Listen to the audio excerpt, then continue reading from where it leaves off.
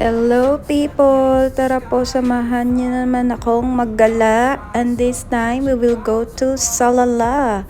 Where is Salala, guys? Salala is in Oman lang po. Yes po, kapitbahay lang po siya ng UAE, and dito dadaan po tayo sa Hafid border, which is in Al Ain lang po, and from there we will travel 12 hours going to Salala. It's by land po. Yes po, magdadrive po tayo ng mga 12 hours excluding the stopover, mga paggas and stretching. Yes po.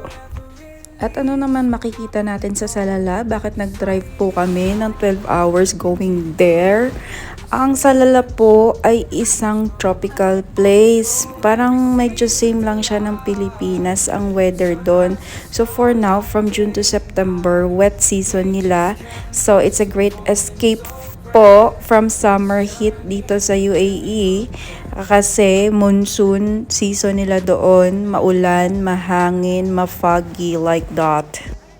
Before going there, be sure na ready yung sasakyan nyo, pinaservice nyo, lahat, yung gulong, yung engine, pina-check nyo. And of course, before you go to the border, kailangan naka-full tank na kayo and mag-stop over kayo sa mga gasoline stations just like what you have seen in our video.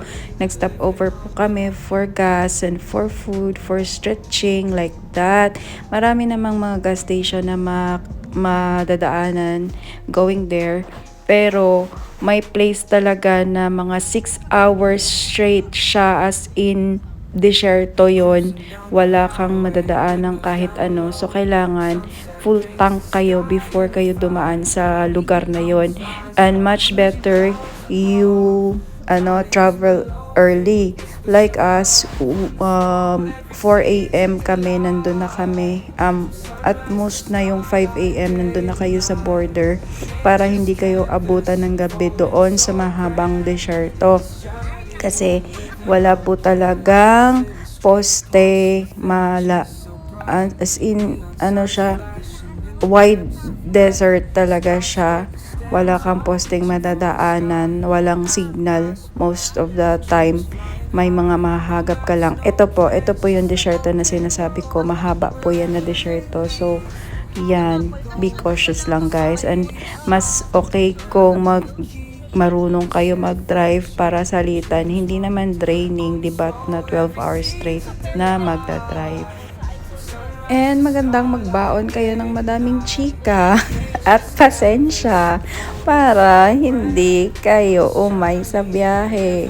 O, tingnan nyo kami, salitan. Si Aurabel na po ang nakatoka dyan at na-challenge siya sa daan kasi po two-way lang yan at mabibilis sila at nag-overtake sila, guys. Tapos sa time na pumunta kami, maraming truck kasi truck road din yan.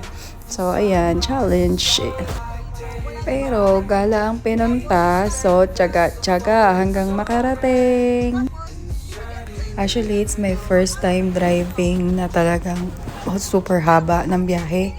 And it was worth it naman kasi yung view maganda din naman. Kahit na mga bundok-bundok yung mga nakikita niyo dyan sa gilid. May mga part naman na maganda din siya.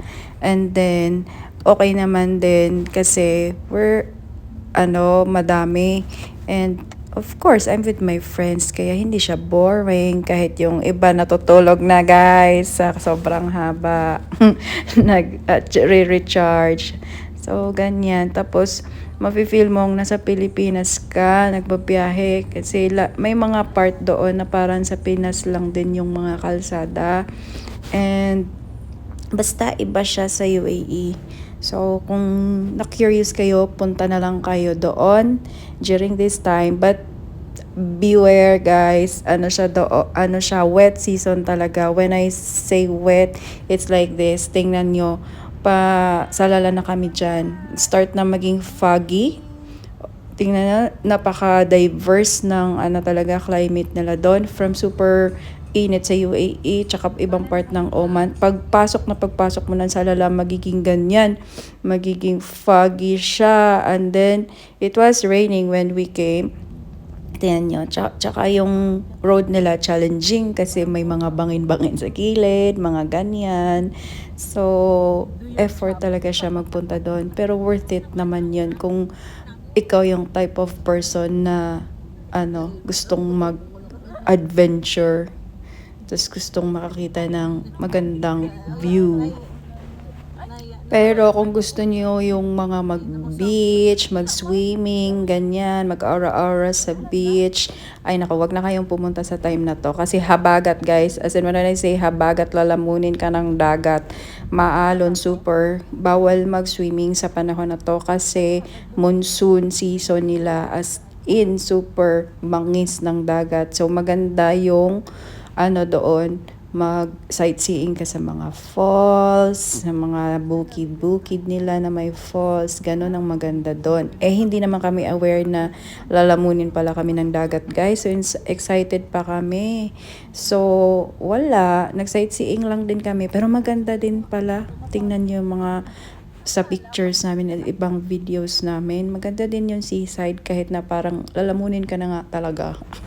Yun yung west side nila, yung mga beach. Pero pagpunta nyo doon, wag kayong magtaka. Para siyang haunted ghost town. Kasi during this season, binavacate pala ng mga tao doon. Kasi sobrang mahangin, tsaka maalon.